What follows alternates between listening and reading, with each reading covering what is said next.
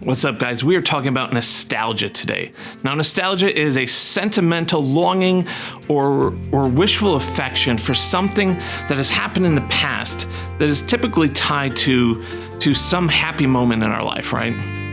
So this year I turned 42, and I hit the prime age for nostalgia, where typically marketers will go after people in this age demographic because we want to tie ourselves to something good that happened in our past, right? And it's not a bad thing.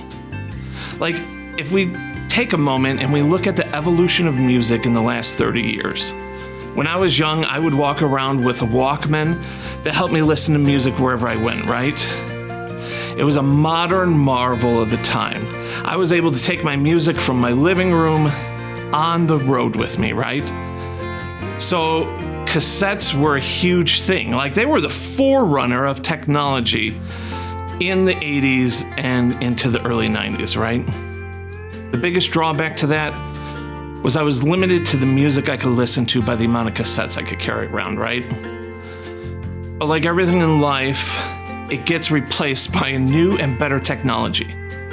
Nowadays, we can stream billions of songs directly on our phone, wherever we're at, whatever time, right?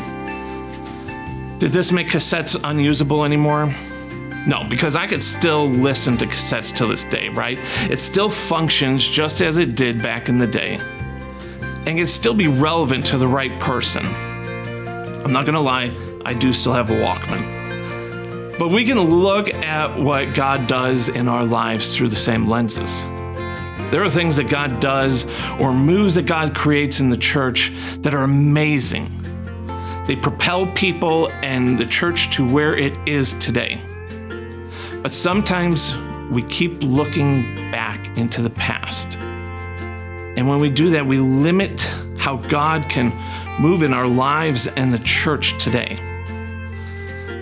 We limit our vision and our dream by what He has done in the past instead of focusing on what God is capable of doing in the present.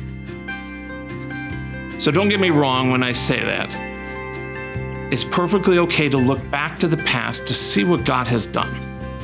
We see people in the Old Testament do that numerous times, where people encountered God and God moved and they built an altar. And while altars are a great thing of remembrance, we cannot tie ourselves to them. They are meant to be able to look back on, to see what God has done to build our faith, and to seek God for the next great thing He is going to do. He is the God that spoke stars and galaxies into existence, and yet we can limit our view of Him by the things that He's done in our lives. If we're not careful, we limit God by putting Him in that kind of box. It's like a box of remembrance or nostalgia, right? We look back at all those good things that God did, and we limit everything else that He's going to do by that. Familiarity is the death of a calling.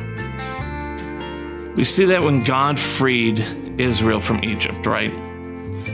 They had just witnessed God execute the plagues.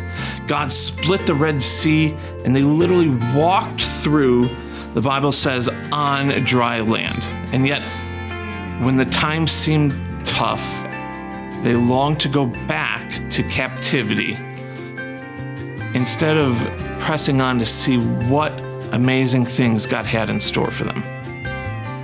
Exodus 16:3 says, "The Israelites said to them, 'If we only had died by the Lord's hand in Egypt. There we sat around pots of meat and ate all the food we wanted, but you have brought us out into the desert to starve and die.'" They would have rather been slaves with full bellies instead of people who are hungry for the next move of God. So, all that to say, we can look back and see all the amazing things God has done in the past in our lives, in the lives of the church, but we can't tie ourselves to that. We need to constantly be asking God, what kind of new and amazing thing do you have for us? Just like we evolved from the Walkman to the CD to MP3s and Spotify and all that awesome stuff.